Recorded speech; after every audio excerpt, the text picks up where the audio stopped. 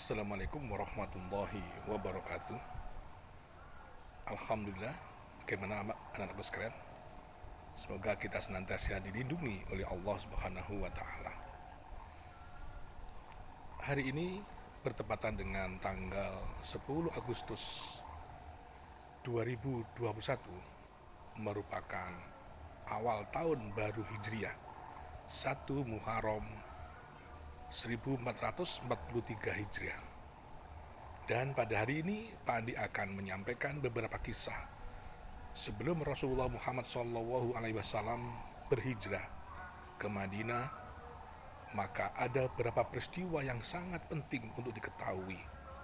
Ketika itu di awal Rasulullah berdakwah di Makkah, banyak tantangan yang dihadapi oleh beliau.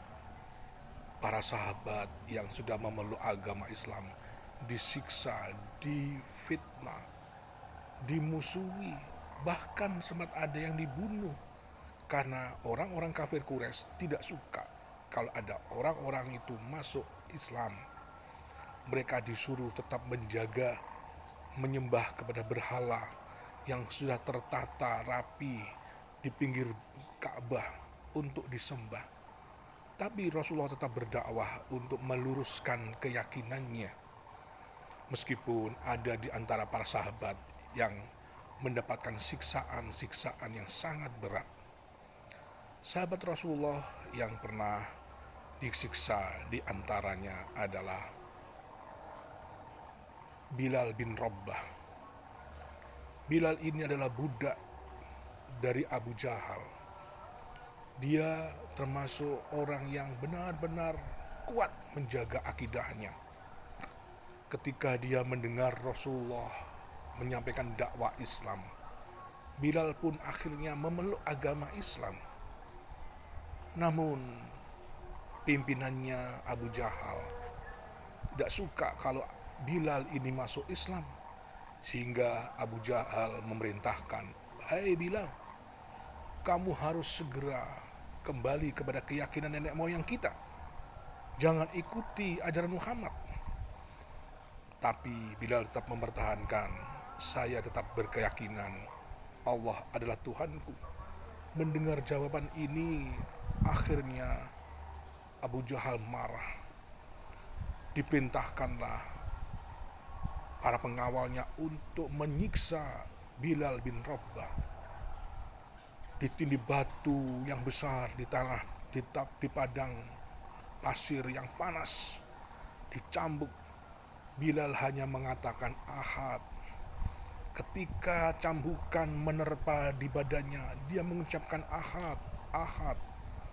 Qul huwallahu ahad, Allah adalah Tuhan yang Maha Esa. Luar biasa keyakinannya Abu Bilal bin Rabbah ini. Meskipun dengan disiksa yang begitu berat, dia tidak mau berpindah mengikuti para pimpinan-pimpinannya waktu itu.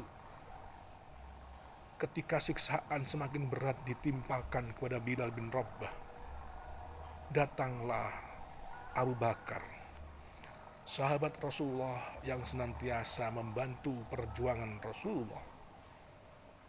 Melihat itu, "Hai Abu Jahal, hentikan siksaanmu kepada Bilal. Kalau kamu mau beli, silakan dibeli," itu katanya Abu Jahal. Maka dengan secepatnya Abu Bakar As-Siddiq membeli, karena Bilal termasuk budaknya Abu Jahal, sehingga ketika dibeli oleh Abu Bakar, maka bebaslah dari perbudakan.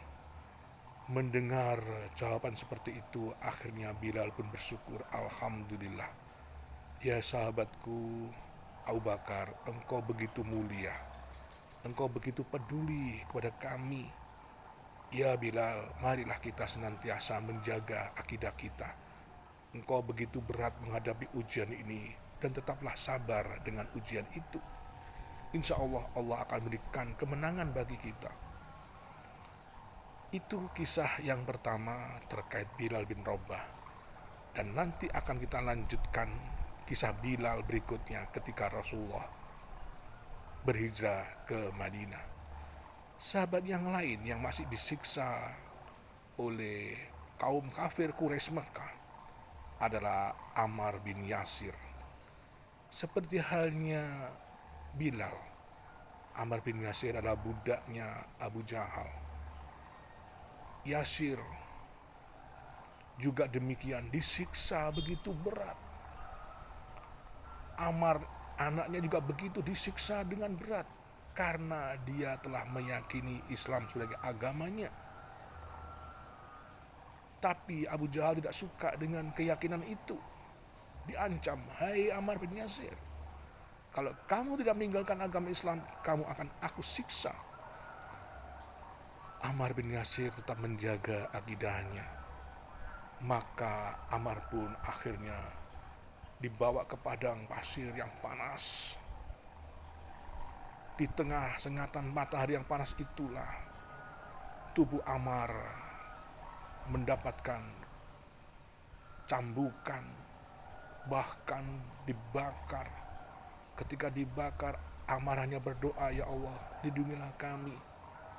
Mendengar itu Rasulullah akhirnya, ya Allah, mudah-mudahan api yang membakar tubuhnya Ammar engkau dinginkan seperti halnya api saat membakar Ibrahim.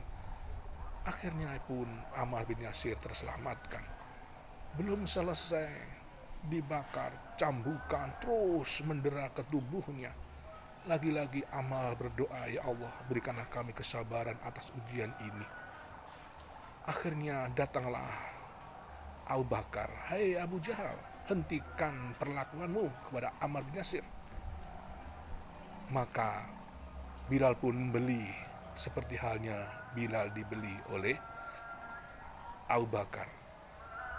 Akhirnya anakku sekalian, siksaan-siksaan yang begitu berat tidak mengurangi semangat para sahabat menjaga agama Islam. Karena saat di Mekah begitu berat menghadapi kaum kafir Quraisy yang tidak suka dengan agama Islam, dakwah Islam terus berjalan secara sembunyi-sembunyi. Ketika beratnya ujian itu semakin banyak, Rasulullah pun sempat hijrah ke Taif. Namun apa yang terjadi? Di tengah perjalanan menuju ke Taif, kota yang lebih dekat ke Mekah, masyarakat Taif pun menghujani batu, melempari batu Rasulullah. Akhirnya Rasulullah pun berteduh di sebuah pohon. Malaikat Jibril mengatakan, hai Rasulullah Muhammad, izinkan kami untuk mengangkat batu ini, untuk kami hujankan, kami benamkan orang-orang Taif itu karena mereka tersesat. Namun anak sekalian, Rasulullah tidak mengizinkan. Malaikat Jibril, hai Jibril, barangkali saat ini mereka belum mengenal Islam. Insya Allah kedepannya mereka pun akan mengenal Islam. Insya Allah saya akan sabar menghadapi ujian ini. Akhirnya Rasulullah pun tidak jadi hijrah ke Taif, kembali ke Mekah, tetap menghadapi banyak ujian. Sehingga disinilah pentingnya mengatur strategi bagaimana dakwah Islam bisa sukses menuju kemenangan. Demikian singkat untuk cerita awal menjelang berhijrahnya Rasulullah. Semoga kita senantiasa tetap menjaga akidah Islam dan belajar untuk mendapatkan pengetahuan yang benar. Wassalamualaikum warahmatullahi wabarakatuh.